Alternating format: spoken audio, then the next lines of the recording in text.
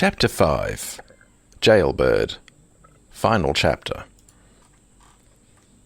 A problem that arose from enjoying my telekinetic flight was that I was out late at night and missing out on valuable sleep. I still had to work each day and was starting to become increasingly tired and run down at work. I started making significant mistakes for which I would get into trouble until eventually I lost my job. Now I had a big problem. Having no work meant no way to pay for my room. What was I going to do?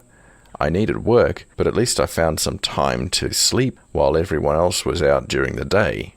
One very real question was whether or not to create some sort of cheesy costume and become some sort of superhero and become famous for it. If I did that, maybe I could make more money on merchandise. But cheesy, cliched superhero outfits just never was my style. An idea that started to gain appeal was to become an anti-hero as opposed to being a villain. I could help society secretly, but perhaps help myself when people weren't looking. After all, I'd be serving. Why not help myself to a few discounts when no one was watching? Where's the damage? I began to shift items from supermarkets secretly and place them in locations where I could easily sneak them home later.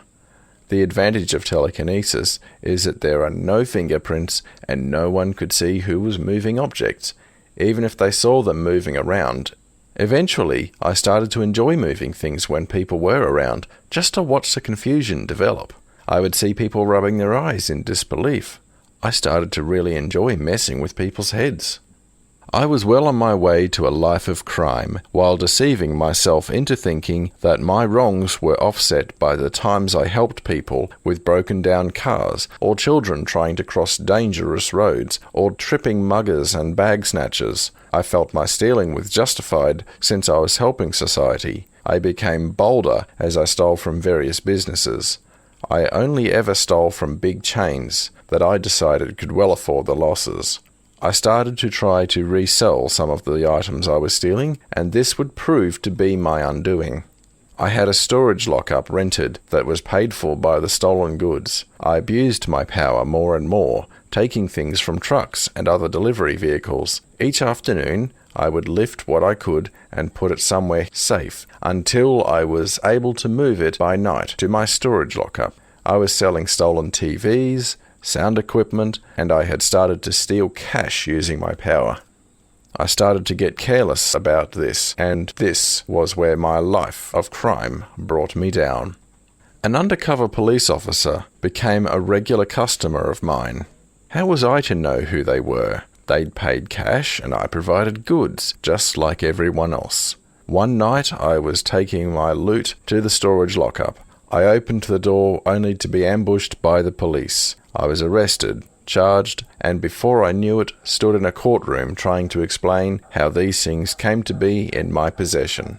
There wasn't a lie in the world I could tell to avoid being convicted, and so I have been convicted and sentenced to 12 months. At least I can keep from being harmed in this place. Some have tried to hurt me, but they mysteriously flew into a wall and sustained injuries. No one knows how these people keep getting injured this way. It's a way of passing the time, I guess, waiting for someone to try and victimize this young, slight of build, common thief, only to fly backwards into prison walls. I still do some good in this place defending other inmates against bullies, but if I do return to crime, I'll need to be smarter about it. The end. This narrative was written and read out by Nobody Cares.